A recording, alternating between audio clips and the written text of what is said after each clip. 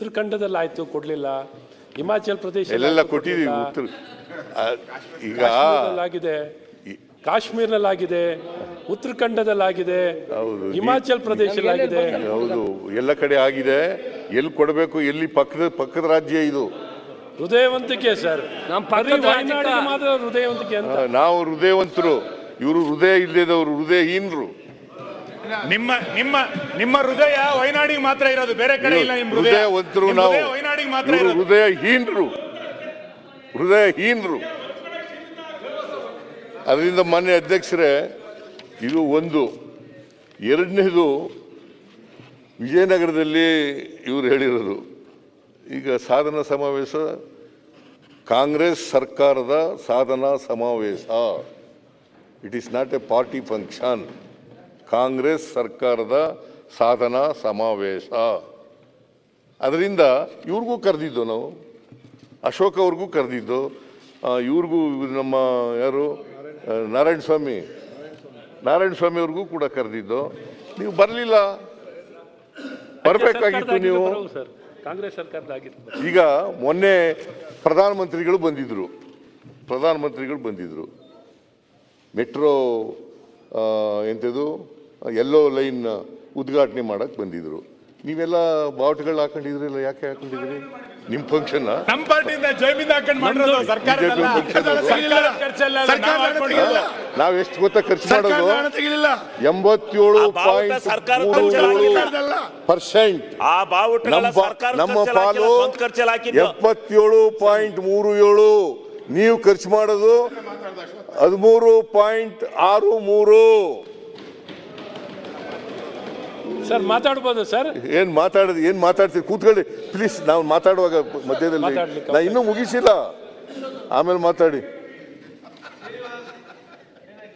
ನಾ ಇನ್ನೂ ಮುಗಿಸ್ತೀನಿ ಮಧ್ಯದಲ್ಲಿ ಇದ್ರೆ.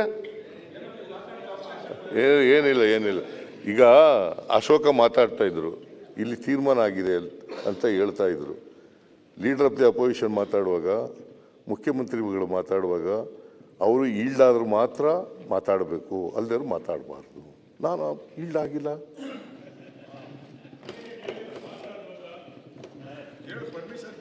ಪರ್ಮಿಷನ್ ಕೊಡಲ್ಲ, ಈಲ್ಡ್ ಆಗಲ್ಲ, ಪರ್ಮಿಷನ್ ಕೊಡಲ್ಲ. ನೀವು ನಿಮ್ಮ ಹೃದಯ ದೊಡ್ಡದಲ್ಲ. ನಿಮಗೆ ಹೃದಯ ಮಾತಾಡುವಾಗ ಹೃದಯ ಚಿಕ್ಕದಾಗಿರುತ್ತದೆ. ನಾವು ಮಾತಾಡುವಾಗ ಎಲ್ಲರಿಗೂ ಒಂದೇ ಅಲ್ವಾ? ನೀವು ಮಾತಾಡುವಾಗ ಒಂದೇ, ನಾನು ಮಾತಾಡುವಾಗ ಒಂದೇ ಅಲ್ವಾ? ದಯಮಾಡಿ ಇವರು ಅದರಿಂದ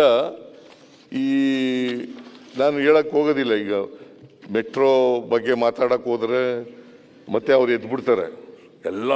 ಏನು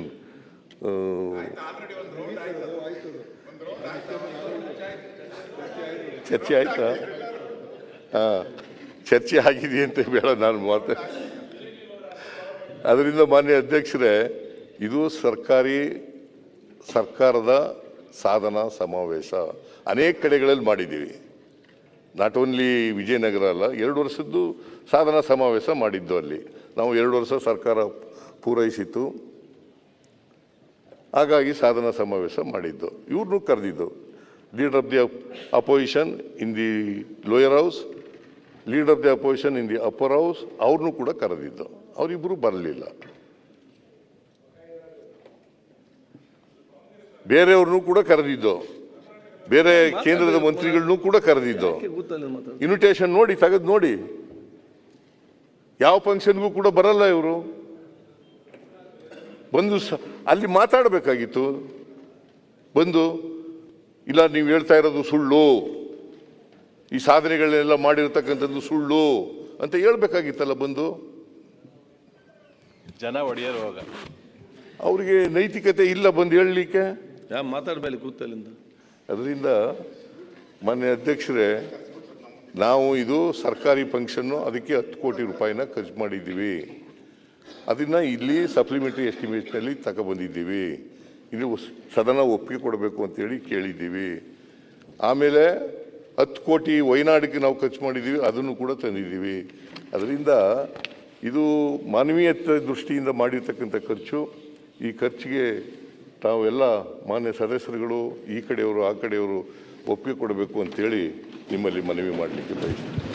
20% ಮಾನ್ಯ ಮುಖ್ಯಮಂತ್ರಿಗಳು ಹೇಳಿದಾಗೆ ಇರೋ ಕೂತ್ಕೊಳ್ರಿ. ಅಲ್ಲ ಒಂದು ಸೆಕೆಂಡ್ ಕೂತ್ಕೊಳ್ಳಿ.